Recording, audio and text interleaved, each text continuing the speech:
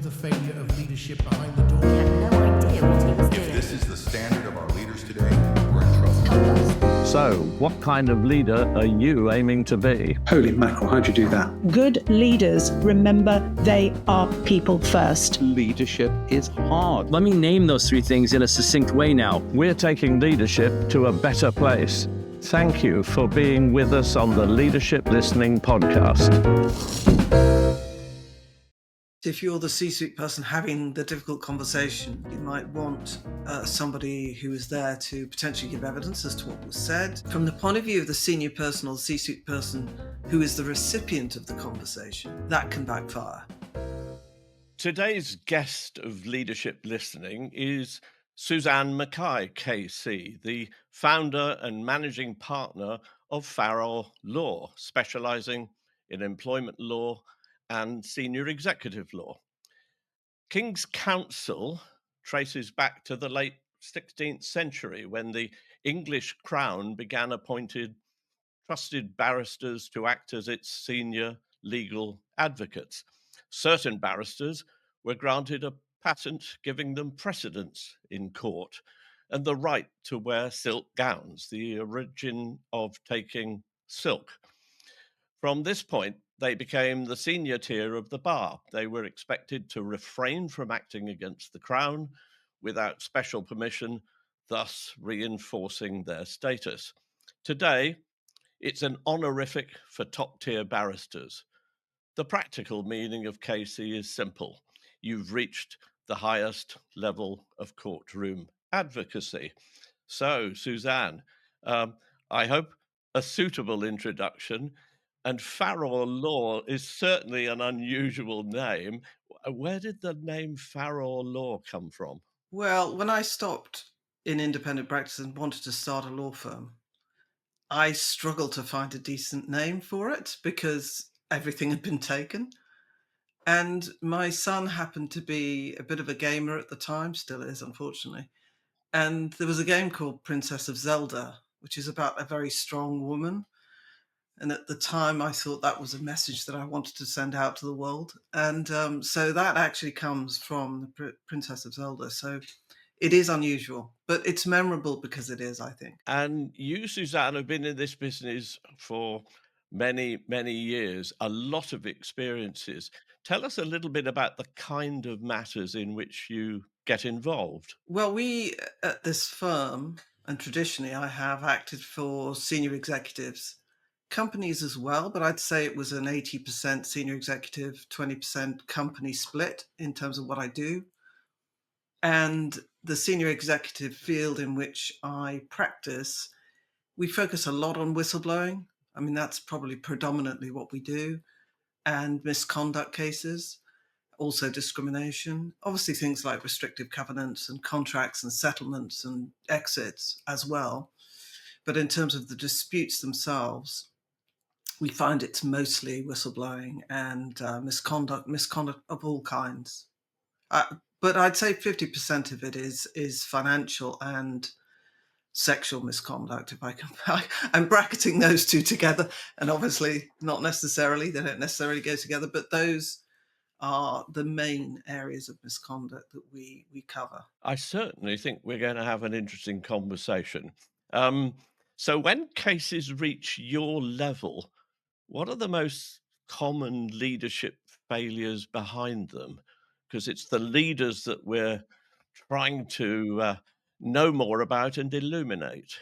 On those occasions when you act for the company, you see behind the curtain in the sense of the people who have made the decision that has led to the dispute. So you've got the C-suite over here when you're acting for the company and how they have managed the run up to the dispute occurring and how they deal with the dispute once it's started and is ongoing. And then you see the other side of it when you're actually acting for the C-suite individual.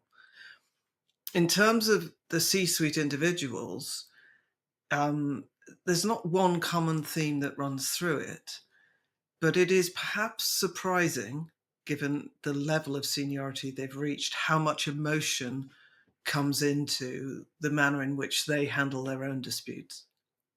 So you might expect that someone with that expertise and level of experience might come at their own dispute in quite a dispassionate and logical way, but they don't. I find it's just as emotional, just as stressful for them in many ways, particularly if they're regulated people, as it is for people who are not at that level. Uh, why they enter into disputes and why companies enter into disputes often comes down to, in my experience, two things: failure to communicate. Companies aren't always good at explaining their rationale for decisions.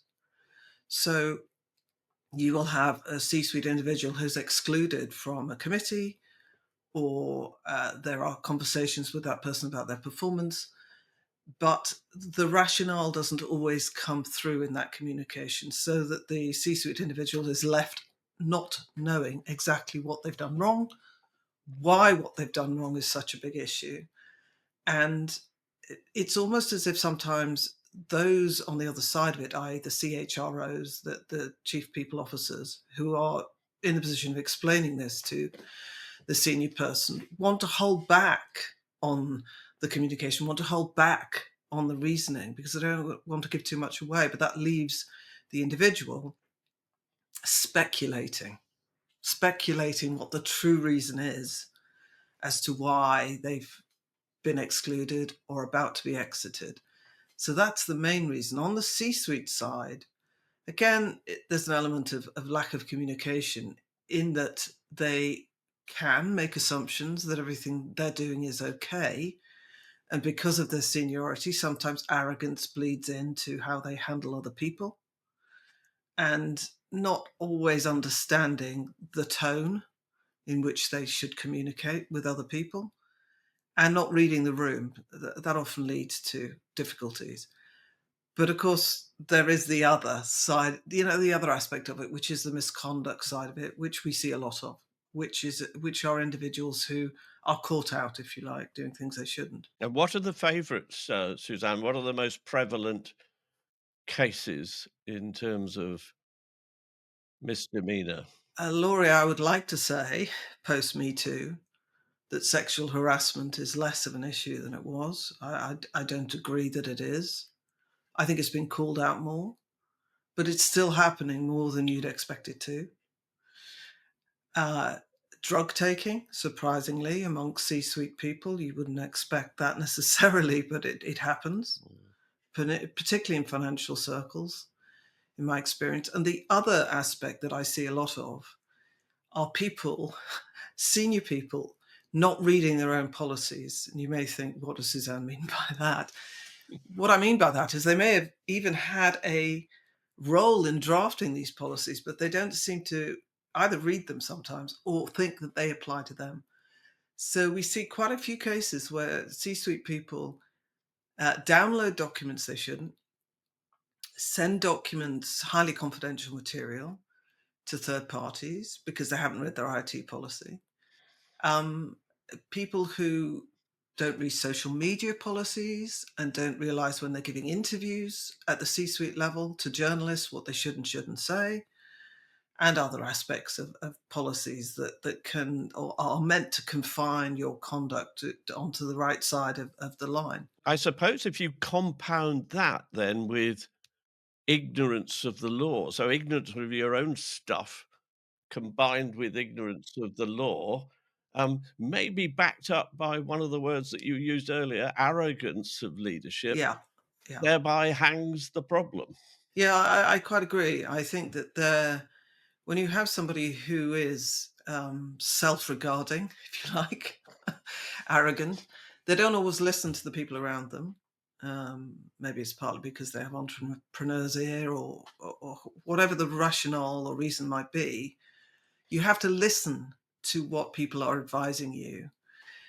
I mean, this bleeds into another topic, arguably, which is the strength of your HR team. How many HR professionals are willing to stand up to a CEO or a CIO or a CSO and challenge their behaviors?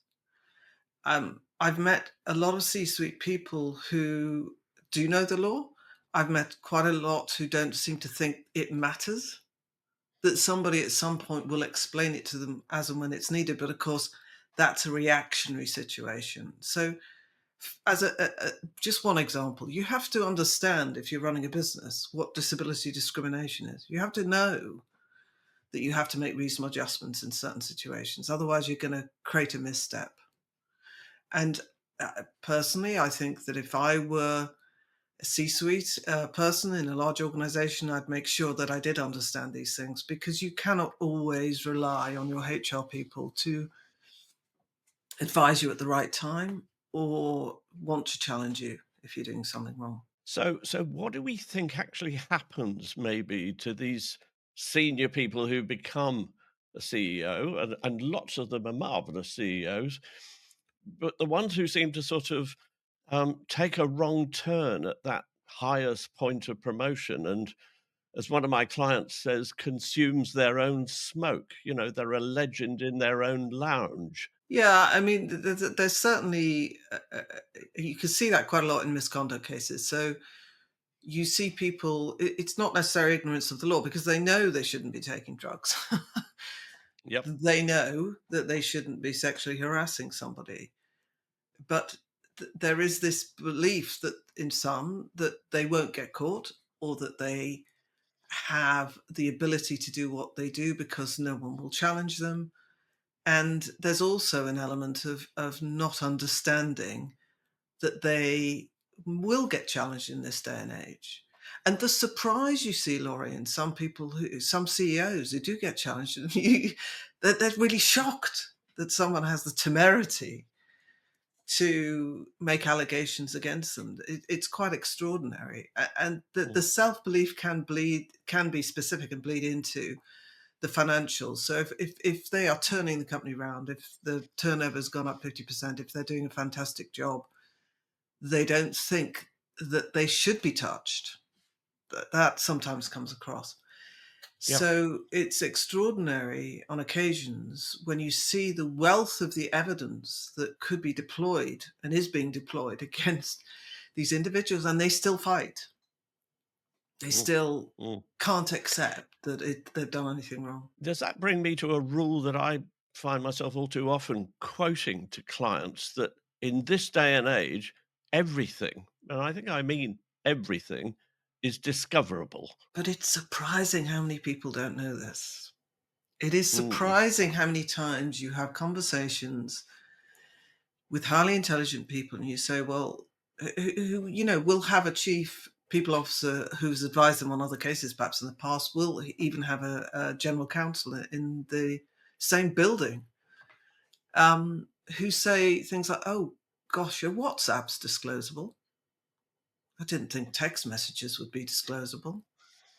And you have to wonder at that, because that again is basic training that should be made available to people who enter the C-suite. The number of C-suite people I have met who will say to me, oh, I recorded that meeting. About a while ago, I acted for a head of compliance at a bank, and he got dismissed for recording internal meetings. And you think, but you're the head of compliance. Why have you done this? And they say it to you thinking that doesn't place, if they say it to me, in a difficult position. Well, it does, because I now know the document, and it is a document. The recording, the transcript is a document for the purposes of court procedure. They don't realize that if I'm asked that question, I have to. My first duty is to the court. I have to say, yes, a recording exists. Yes, you have to disclose it. Yes, of course it's relevant.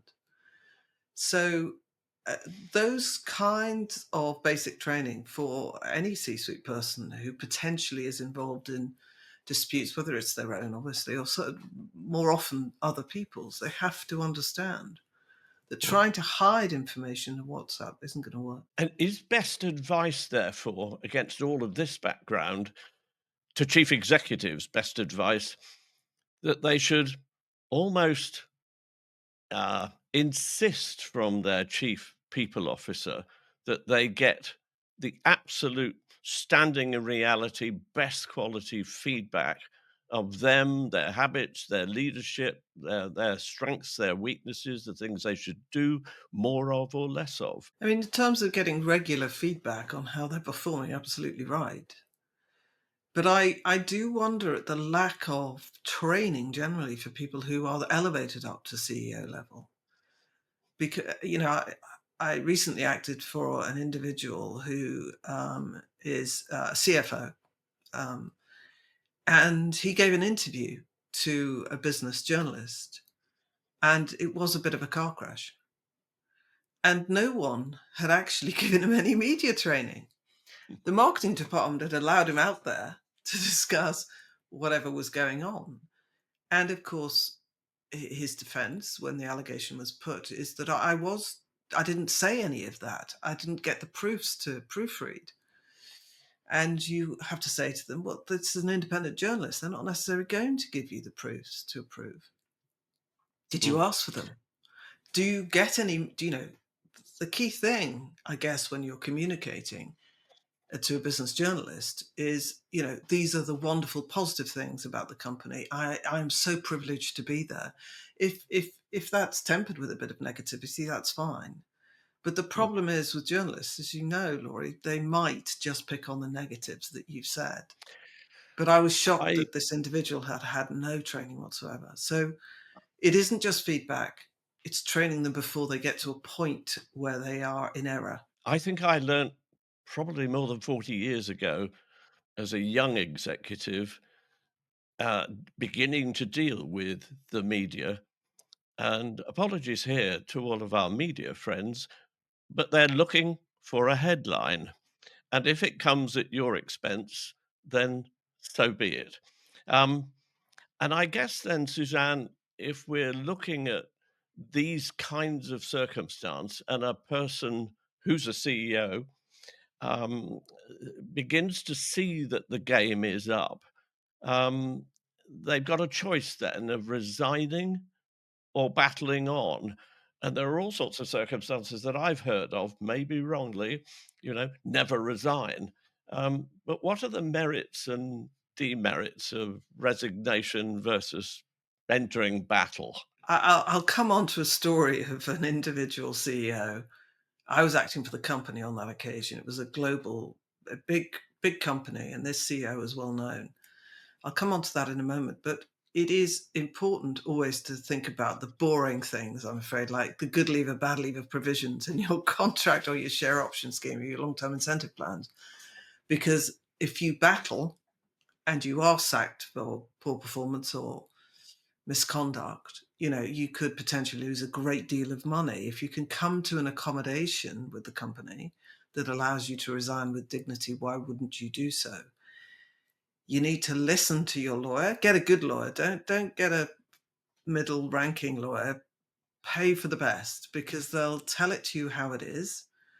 And you need a lawyer who's been in court. So if you want to fight, you have to be able to say to the CEO who wants to fight, this is how it's going to land. This is how it will end. This is what the judge will conclude. With all of this evidence, it's not sensible to fight on. And so obviously you have that, but you have the contractual provisions as well. You've got to think about that.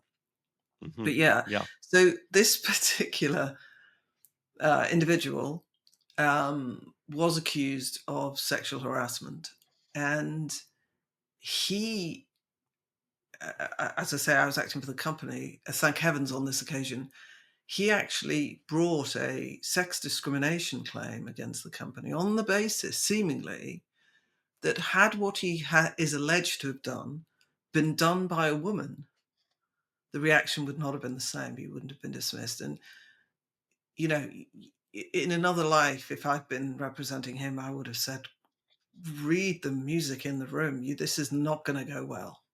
This is not a good way to go. So resignation with dignity, with an agreed exit strategy, with an agreed public statement, it's so important.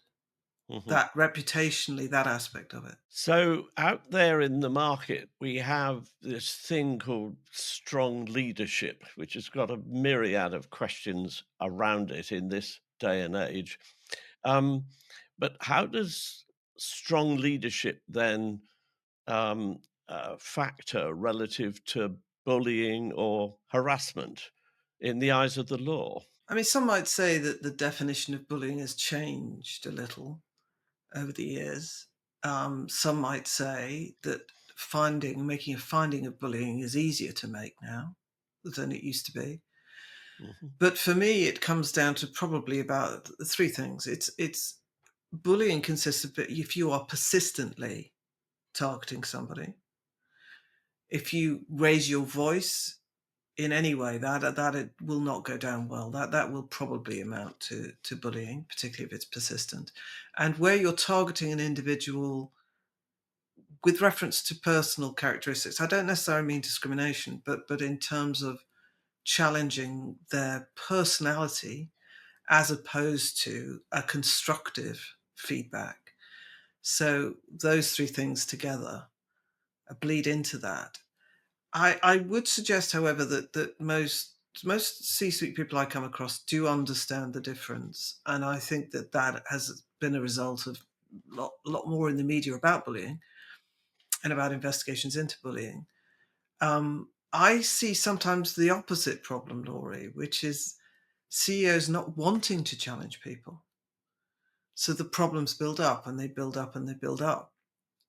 Mm. With problems like that building up, it can spill over into a situation that can amount to bullying because the CEO loses their rag after Mhm. putting up with it for 9 months. So I think it's so important that people understand or get training to learn how to send out messages regularly to people and do so in a constructive way. But I have met a lot of C-suite people who just do not like to confront people, do not like to challenge them. Some might say, and some have said to me recently, it's because they don't know what to say and whether what they say will actually result in some kind of legal action against them. Because, of course, you can personally Mhm. sue individuals. So C-suite people are often added to court claims or tribunal claims as respondents if there's discrimination or whistleblowing. So that there is a bit of a fear there as well. But it is so important that CEOs in particular are people, and therefore are able to have those conversations. And often, quite often they can't, or they avoid them and leave it to other people, which is never ideal. Yes, I've seen a lot of that myself, putting it off until another day. Yeah. I don't feel comfortable about making this conversation interesting as to whether the more difficult conversation, Suzanne, should be made by a C-suite member, but in the presence of, at one level, I suppose, no presence, maybe then the presence of a human resource person, maybe even, I suppose, the possibility of in the presence of a legal person. The extent to which you might, if you're the C-suite person having the difficult conversation, you might want that backup. You might want somebody who is there to potentially give evidence as to what was said. You might even want the meeting recorded. From the point of view of the senior person or the C-suite person who is the recipient of the conversation, that can backfire, in my experience. So I'm in two minds about it, in the sense that my clients who are C-suite people who are confronted with a GC and a CHRO, General counsel, general counsel, yeah. really react badly to it. They say, this wasn't necessary. This is a conversation you and I could have had alone. Why are you elevating it into something that's almost quasi-disciplinary by the involvement of these people? And of course, they're outgunned, aren't they? You've got 3 against 1 in that scenario. And it does not start a meeting well. And I don't feel it's necessary. Whoever's having the conversation, the CEO should be able to have that conversation with somebody. Keep notes afterwards if need be of what it is you say. Follow it up in an email. Bring in the gang only when it gets more serious, would be my advice. An employment lawyer who I think is known to both you and me once said that keeping contemporaneous records wherever you are in this behavioural, bad behavioural scene, keeping those contemporaneous records is an important thing to do. And I've heard that one of the things that supports that is to send an email to yourself immediately after you've had an intervention or a meeting because it's timed and dated. Is that defensible? I think that's fair enough. Obviously, don't go back in and amend it Definitely at a not. later stage because the metadata will show that that's happened. I think Yeah. that's always useful. You will still get people who challenge the veracity of it because all notes can be self-serving in certain situations. So they don't necessarily mean that they're accurate. On both sides, people should retain notes. They are, of course, disclosable. And my advice to those making the decisions is don't just record what is said. Record your rationale. Very early on in my career, it was a chief constable who said this to me, and I can't remember the case it was I was involved in. And he said, I always keep notes of my rationale.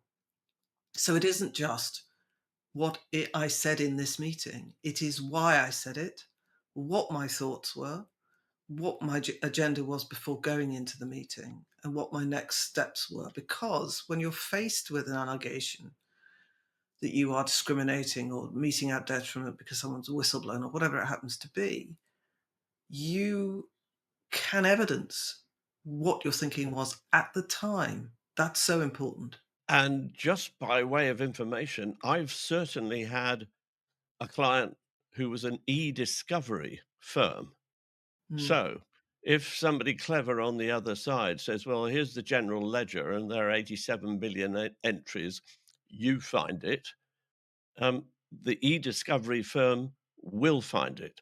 And Yeah. they will also find the half second that has been clipped out of a recording, maybe.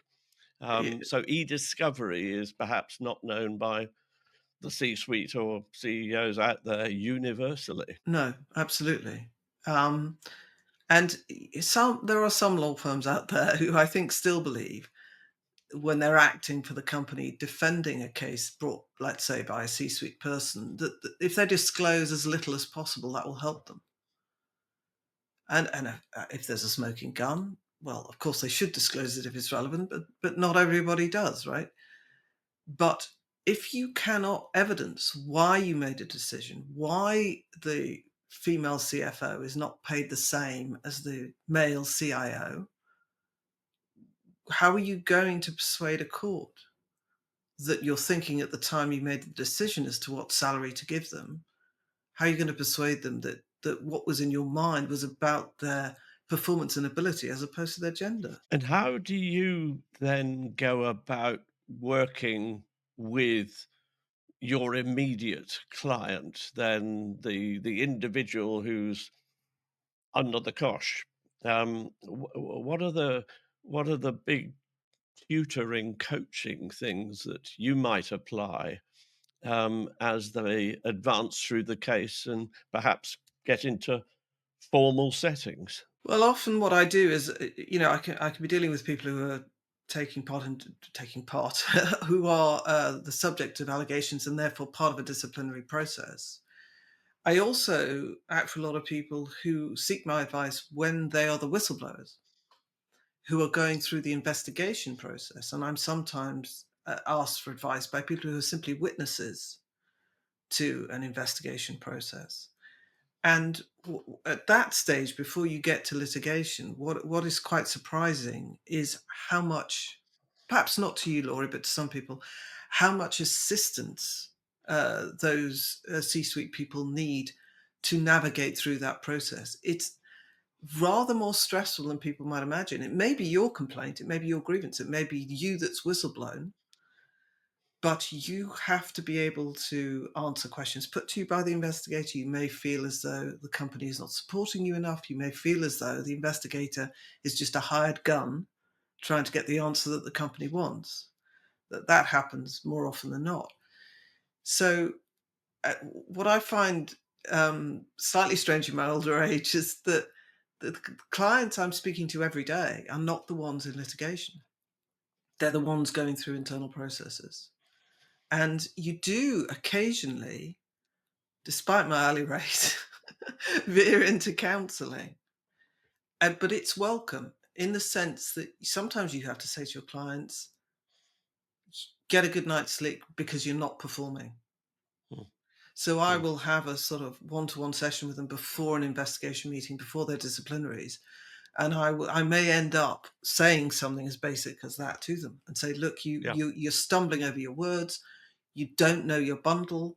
You haven't got the references right. And it becomes a way of really making them realize that it is about performance.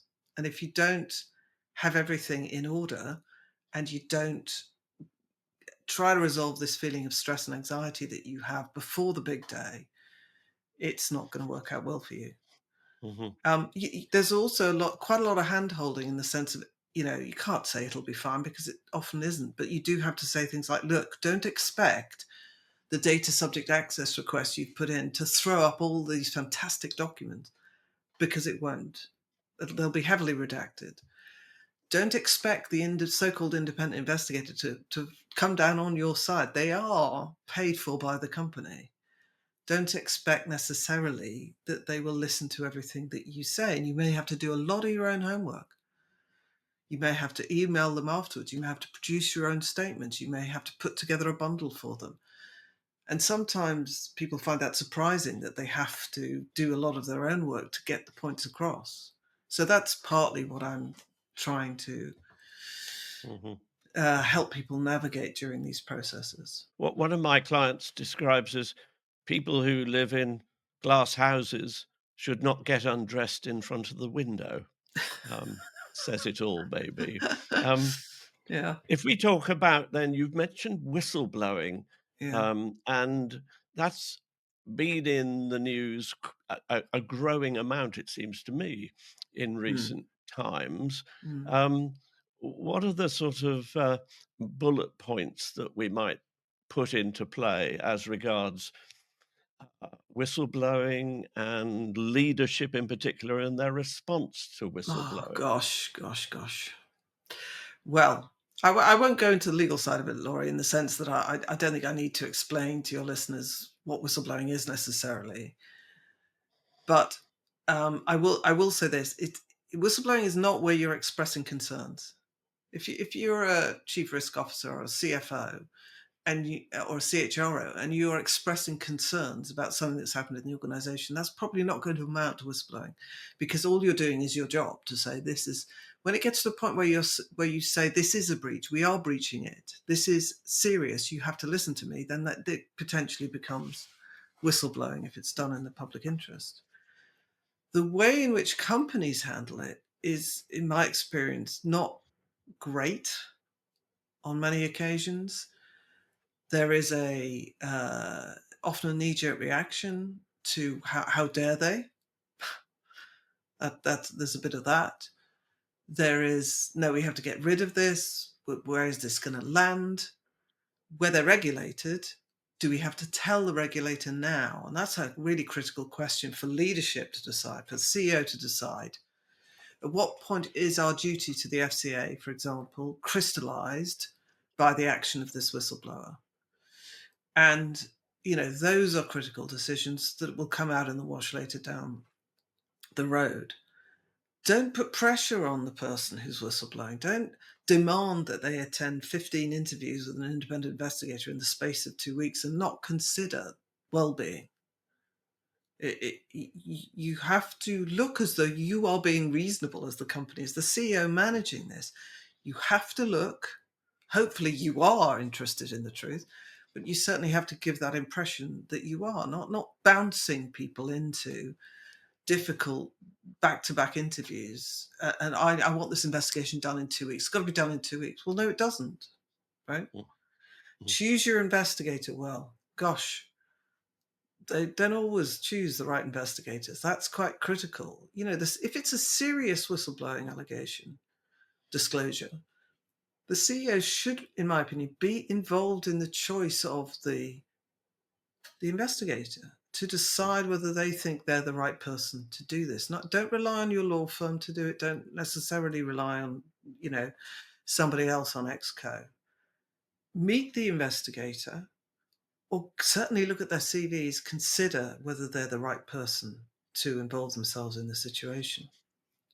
Because if you get that wrong, it all falls apart, really. Yeah. When we sort of move along in a linear way here, we get to the point where it's all finished for somebody, and we come to the matter of leaving statements, which might be regarded as a sort of final valedictory, very bland.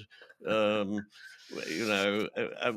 best practice? Are these things for the most part disingenuous, and what should happen? I think I recently acted for a CFO who was extremely keen on exit, because it was done quite swiftly after start of employment, that there be an explanation that was agreed and that went out there to control the narrative. I think where speculation is likely to be rife, an agreed statement may well be helpful. So I don't think they're all awful things that are disingenuous. Often, in my experience, I have an element of truth in them. And it's simply about making sure that if you're the departing C-suite person, gets the point across, whether it's you're departing for personal reasons or whether you're leaving to, pursue other avenues. There may well be truth in those, so we can't assume that there aren't. I think if you just have a situation where there's silence, that's not always a good thing. And Laurie, these days that we have what we call tombstone references for everybody. Almost no one produces a reference that says anything good or bad. I mean, subject to the senior managers regime in certain sorts of situations where you have to give the truth. They can be very anodyne, and it can be they started at this state, they ended at this state, this is the role that they had. So in those circumstances, an agreed statement is often what my clients want as part of any settlement. So you'd think they might start with a figure, and often they do start with a figure. But the second ask is about an agreed statement. How do we manage that? What do we say? And it's important that it's tied up really well so that whoever has knowledge within the organisation, and that has to be kept tight anyway, does not orally say anything different from that agreed statement, does not deviate from it. In this day and age, I actually think they're more important than they ever have been. And if people want to speculate that they're not true, well, so be it, But it's better than, and the wording of it is we as the company, we, not he is leaving for these reasons. It's we have agreed between us X, Y, and Z. So it's very much joint.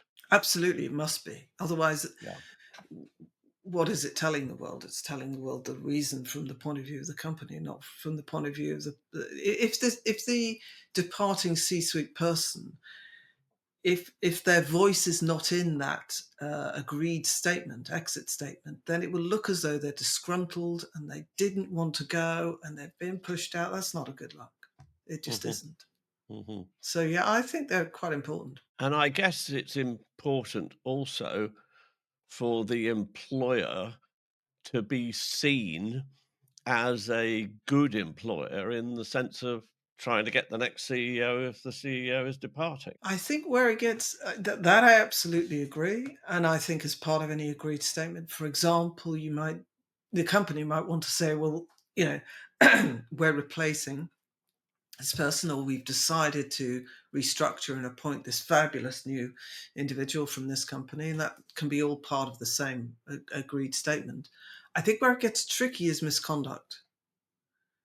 Where I see some of my clients who have been, I won't say found guilty of misconduct, but where the evidence is pretty strong or the investigators found against them, trying to extract any kind of agreed statement from the company is really quite difficult. And I do get that when I'm acting for companies. You can't be putting out something that suggests we've brushed this under the carpet, or that it wasn't that significant what he did, because there's always the fear that it will come out, because of course the alleged victims, that those against whom he has perpetrated his crimes, aren't covered by an NDA necessarily. So it could come out later down the line, and then the press are going to track back to this agreed statement and wonder, well, why did you allow that out? In those situations, silence is probably better. So if we move to preventable cases, what's the case that you might remember where good leadership might well have stopped it before it got to you? So, in a sense, preventing employment disputes actually starting. I there's been so many. This involved a CEO who just could not keep his emotions, could not control his emotions, in the sense that when the uh, individual employee made a complaint internally, he took it extraordinarily badly. And strangely, the grievance was not about the CEO, but he had a reasonably close relationship with the alleged perpetrator, and he didn't like the fact that reputationally it looked bad for the company. He did not keep his emotions in check. He got very, very angry about it, but unfortunately, she recorded him.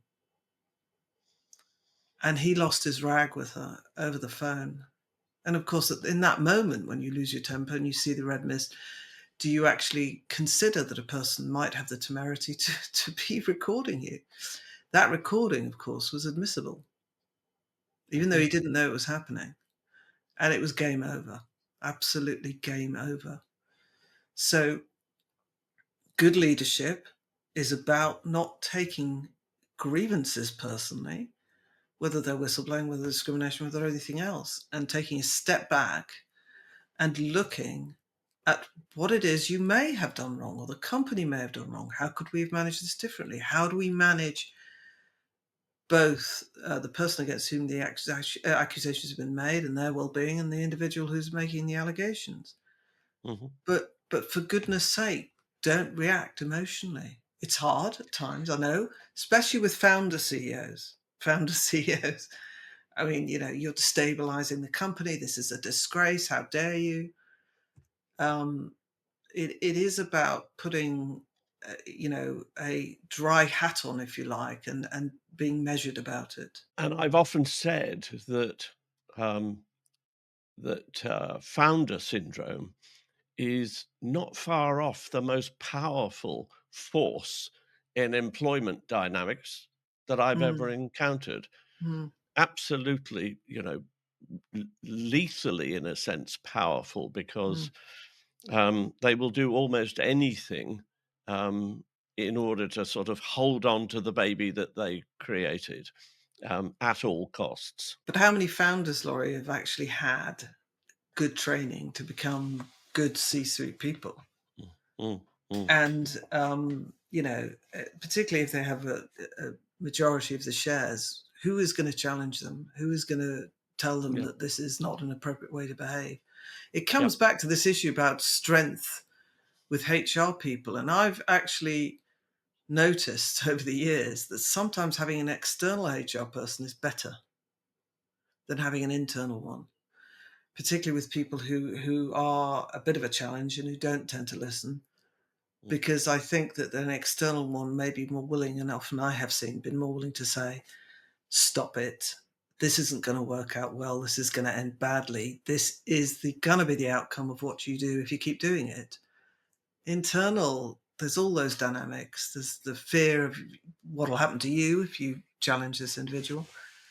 So I think that's how you get founder CEOs to take advice externally. I'm not entirely sure. Sometimes you need to be in a litigation dispute before you learn your lesson. And it's certainly the case that the behaviors that you're describing happen, if I may say so, to consultants as well.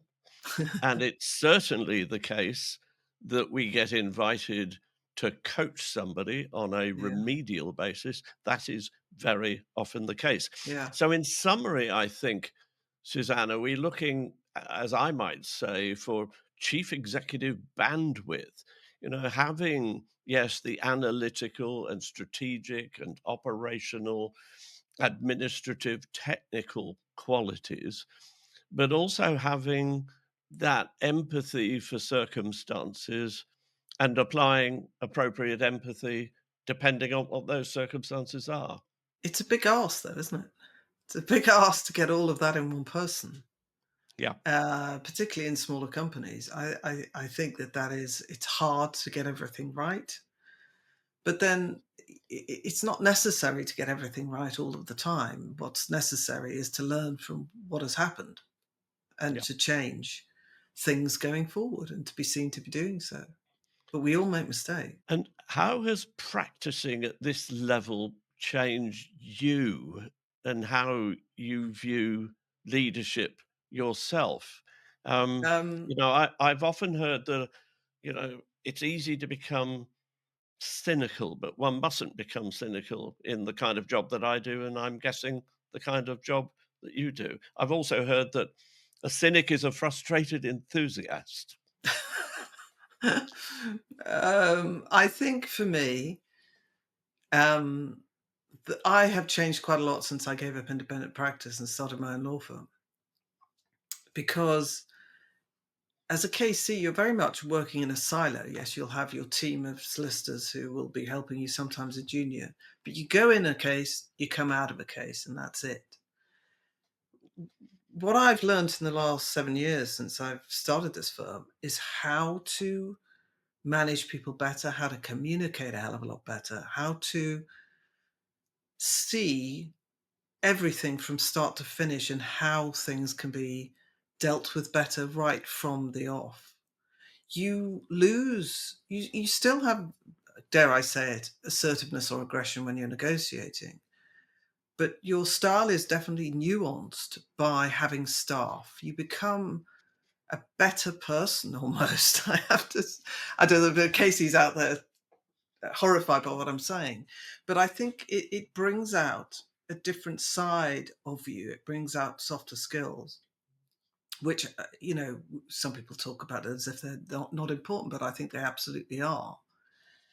It's trying to encourage people. It's trying to be uplifting. It is confronting them when they need to be confronting them on a regular basis, Mm. but also being as inspiring as you can be so that people do understand where you're going and why you're going, and the fact that you're bringing them along with you. But I have to say, I'm not sure I was any good when I started. And that comes back to my point about training. If you've never managed staff before, or if somebody comes out of a certain sector and then goes into an entirely different one, you can't assume that it'll just happen overnight or that by some osmosis they'll become great leaders. It takes a lot of effort, skill, and training to get there. So, if you could outlaw one phrase from HR, what would it be? This is to our HR colleagues out there. And I started originally from the Planet HR, went into consulting, and now the podcast. I think I'm going to have to go with two, Laurie. Okay. The first is the policy says no. Don't be over reliant on policies just because the policy, which is generally not contractual anyway, it's just a guidance document. Consider the exercise of discretion, albeit, as mentioned earlier, keep a note of your rationale for exercising your discretion in a certain way. But don't be hemmed in by a policy. That leads to unfairness.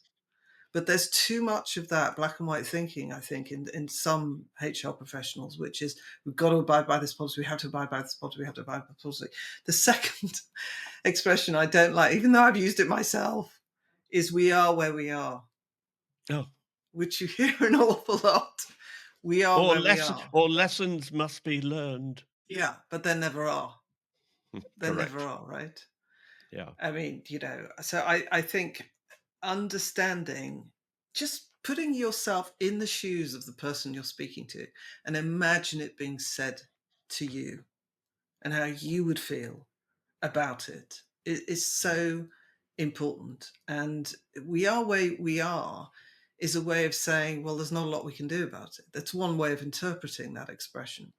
But of course, there are things that can be done about it. Of course, there are. And penultimately, then, Suzanne, after a great conversation, just a little peer into the future for Mm. leaders and leadership in terms of growth and happiness of staff, which might Yeah. sound to some staff as a bit of a long shot, I think, in this day and age. It's interesting because I have recently been involved in a few redundancy and TUPE transfer exercises.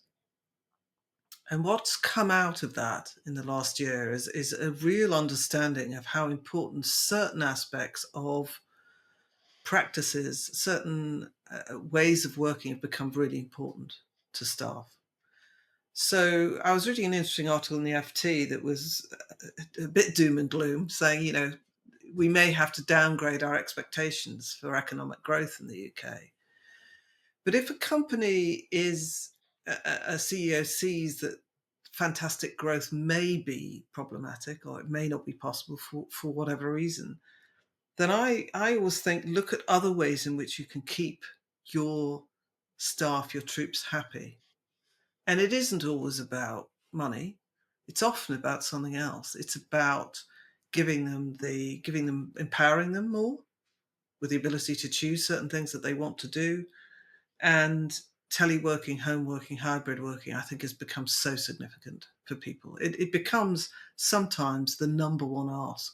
When I'm acting for C-suite and advising them on contracts, you'd be surprised how many C-suite people say to me, well, you know, can I work from home 2 days a week? Why can we get that put into the contract? So I think that where growth may be problematic in the financial sense, or it may not be predictable or visible, then look at other ways to encourage your workforce and keep them happy. And I think that is really important. Terrific. So And try not to finally, litigate, she not to says put as a you out of lawyer. a job. No, well, So yeah. finally, Suzanne, then a couple of you things: a pet hate and a secret passion. What's your Gosh, pet I hate didn't know in you were all going of to ask this? me this, Laurie. Ah, Oh God, my pet. What is a pet hate? How would you define it? What's it meant to be?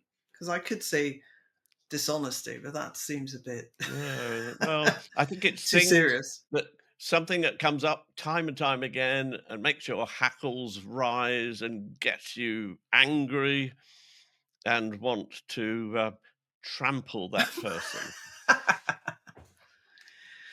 um, I have to use a professional example, Laurie. I'm afraid arrogant clients, arrogant lawyers on the other side, and I don't know whether it's because I'm blonde, Laurie, but sometimes people talk to me as if they underestimate me. Sometimes so it's rare, but occasionally it does happen. Demanding things overnight, demanding answers, demanding that you comply with a certain deadline, and then in a sort of patronizing way reminding me of the law.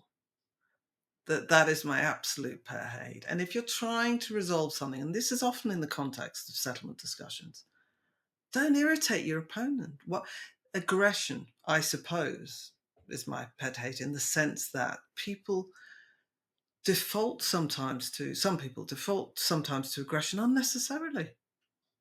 I mean, Mm. you know, how am I going to react to somebody imposing an aggressive deadline on me? Well, I could be rude right now, but I won't be. But you can imagine.